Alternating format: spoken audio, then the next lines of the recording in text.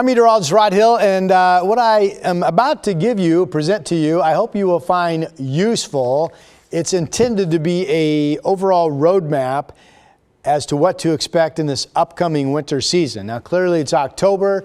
I'm going to be talking about our entire winter/rainy season, which extends in Portland from November 1, that's when we typically say the rainy season begins, all the way through March 31.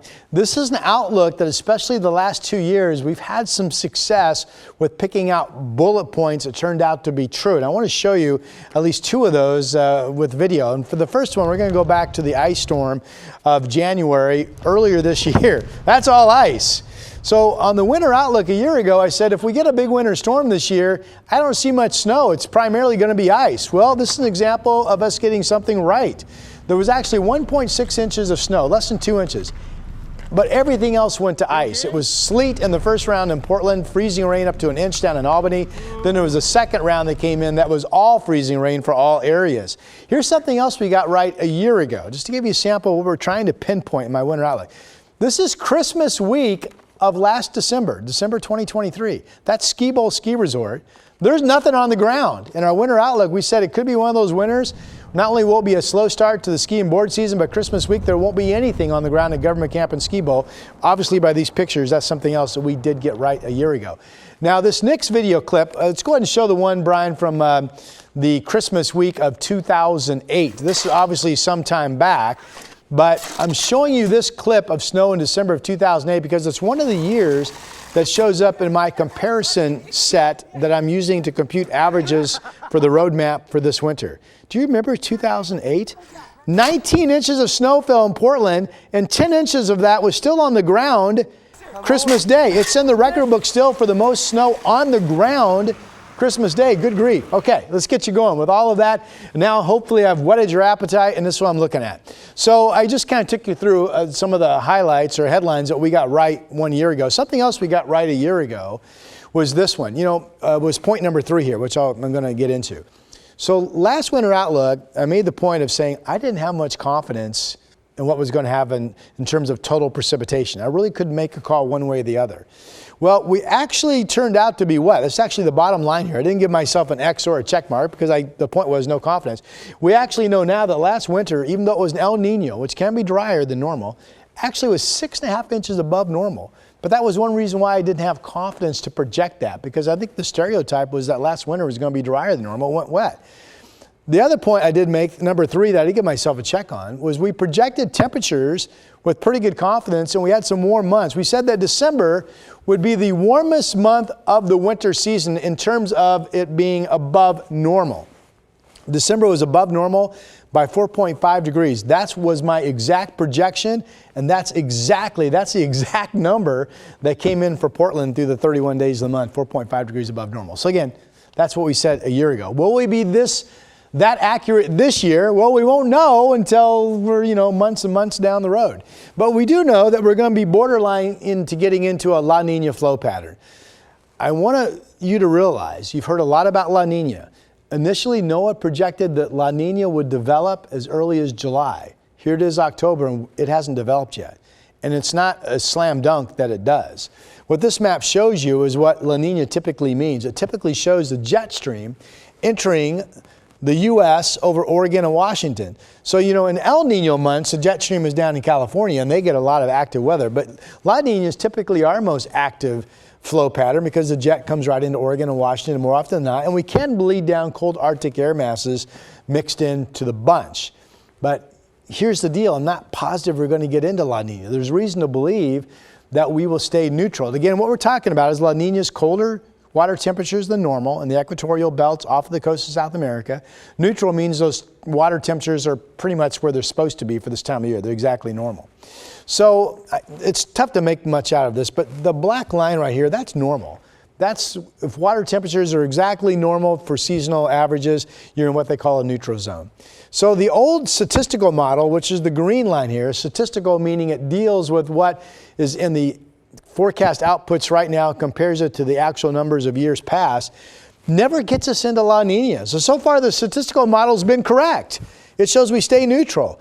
Now the new dynamical model, which is pretty much completely based on computer interpolations of things, does still say we eventually get to La Niña at some point in November, and we maintain a weak La Niña into the early spring months, and then it fades away. So the dynamical model believing the La Niña will be fairly short-lived. So statistical says neutral, dynamic means La Niña. We will see what we end up with.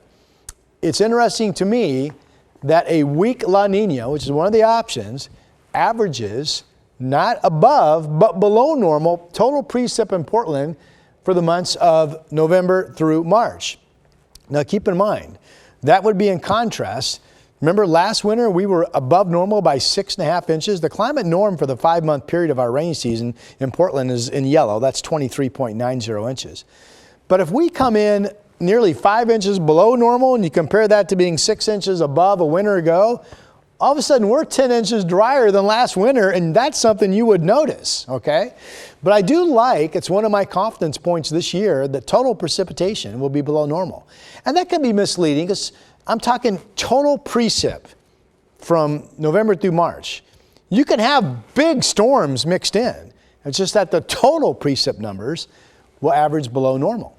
Now, La Niña, it doesn't matter if it's a moderate, a strong, or a weak La Niña, they all average above normal or at least near normal snowpacks up on Mount Hood. This is great news. La Niña years historically are the best snowmakers for the Cascades. Even in a winter that is statistically dry for Portland, this is telling you that the weather systems that hit the Cascades are predominantly snow, not rain, and it allows the snowpack to really stack up and you can get 100, 104% normal. So that's terrific news. Last year it was El Nino, which averages the worst, 76%. Last year's El Nino produced a snowpack at the end of the season, May 1st, that was 83% of normal, which, you know, kind of would be in third place on this map. So that seems to be holding true. One thing that you do get a heightened chance of with either a neutral or a La Niña season is Arctic outbreaks. Again, the statistical odds are not overwhelming, but if you go back to 2000, 10 of 16 Arctic outbreaks that we've had came during either weak La Niña or neutral seasons. So again, the pendulum swings a little bit toward the favor of having an Arctic outbreak. And when you get an Arctic outbreak, the pendulum swings big time in favor of getting a winter storm of some sort in terms of, you know, snow or ice, okay? This year, I think if we get a storm, it's going to be primarily snow. It's important for you to note that there are always outliers, and one of those was last January. Last January, we had the Arctic outbreak that led to the ice storm. That was an El Nino season, so it can happen in El Nino years, but overwhelmingly, well, not overwhelmingly, but 10 of 16 years, the pendulum swings slightly favoring Arctic outbreaks in this particular flow pattern coming into this winter. Now, to do my winter outlook, I start with trying to pinpoint what we're dealing with in terms of what's called the ENSO cycle, and that is, are we neutral, La Niña, or El Nino, okay? So this year I picked a mixed bag of neutral years that tended to be a little cooler, a little bit below normal, but not cold enough to be La Niña, and then La Niña years that were weak. And if I went back to 2000, I came up with 7 seasons, and basically all of the outputs I'm showing you on this presentation is the average, for the most part, of these 7 seasons. And one thing I came up with is that it's tough to be overly confident on this winter because the reality is, and you can see it here, it's a big mixed bag of extremes. For example, 2000-2001 was a dry winter overall. There was only a trace of snow. 2005-2006 only had an inch of snow. It was a winter that had a number of gusty east winds days, including one that hit Camas at 69 miles per hour. 2008-2009 was the opposite. It was that video clip I showed you of the 19 inches that fell in December of 2008 where we had 10 inches on the ground Christmas Day. And then you're back to practically no snow, 12 and 13. Then you're back to an Arctic blast 2013-14 that produced an 8-inch snow event.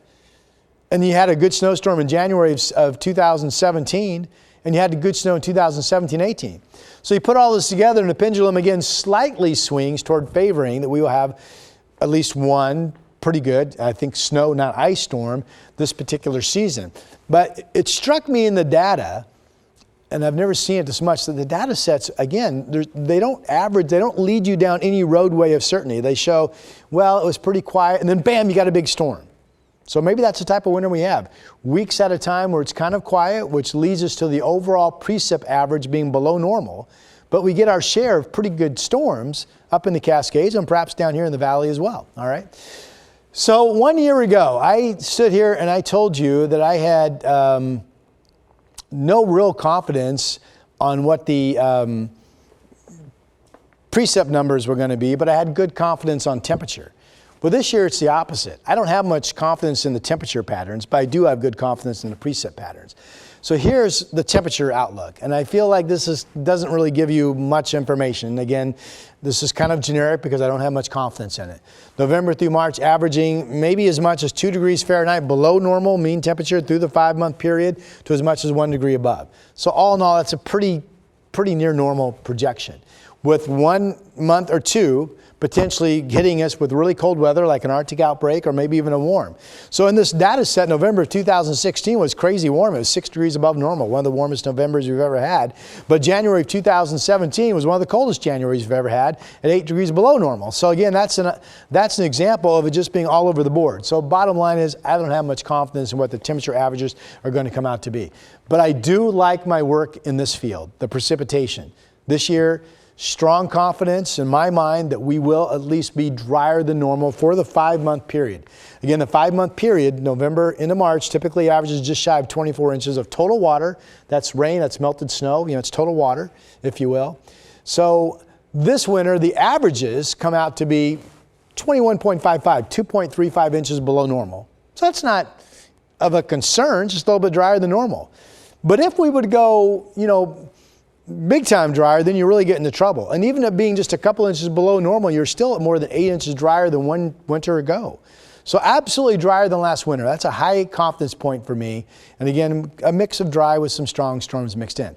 Okay, here's what a lot of you really want, right? The valley snow projection. Again, when I don't just throw out numbers and make them up. Every number on this graphic is a computed average, mostly, not entirely, but mostly of the 7 years that I showed you on that one graphic. You come up with a 60% chance of 1 to 2 big snowstorms, meaning 6 to 8 inches or more in Portland. And in my mind, I'm going to be surprised if we don't get at least 1 big snowstorm. So while the computed average is 60%, the feeling I have is that we're going to get one. So we'll see. Clearly not a slam dunk. Any winter storm, this is another high confidence point to me. Any winter storm this year will be the opposite of last year. It will be pretty much all snow, meaning not much, if any, freezing rain, not much, if any, sleet. I think most of us agree snow is better than ice, okay? I have had winters in the past. 2 winters ago, I pinpointed that if we were going to get a big storm, it would come the last 2 weeks of February into March. And 2 Februaries ago, the storm came around the 21st or 22nd of the month. But this winter, I can't do that. There's no leading indicators that pinpoint one month having a higher chance of a winter storm than the other. So you have an equal chance December, January, February. Okay, skiers or boarders, this is for you. Are you ready? Good snowpack year, 92% of average. The range of the years that I computed had anywhere from 68% of average, which is not great, to great at 115% of normal, but the average is 92%. Good, healthy start to the season is my biggest call here, and that would be the opposite of what I projected a year ago. It would be the opposite of what happened a year ago. So I'm saying in my mind, December 10th is my bullet date for us to start noticeably building good snowpack numbers up in the mountains. Christmas week, I'm projecting, I've never done this before, we'll see how accurate I am or am not. But Christmas week, I'm saying Timberline will have an average of 75 inches on the ground, Meadows 63, and Ski Bowl 39. Now, 1 year ago, compare these numbers to 1 year ago, Timberline only had a base of 20 inches, Meadows only had a base of 16, Ski Bowl had 0. So if we can do this, that would be absolutely terrific for a number of reasons. So again, my conclusion, what I have confidence in, a drier winter than last winter. Any storms we get will be snow, not ice. I don't have much confidence in the temperature. Again, that's kind of a generic statement right there. And the other confidence point is that good start to the Mount Hood snow season. You want to see my doggy? This is Maximus, our golden retriever. I don't remember what year my wife took that picture, but that's out in our backyard. Maximus enjoying the snow. He loves it. If you have a dog, your dog probably loves it too. I'm meteorologist Rod Hill. I hope you found this to be useful information. This is my winter outlook for 2024-2025.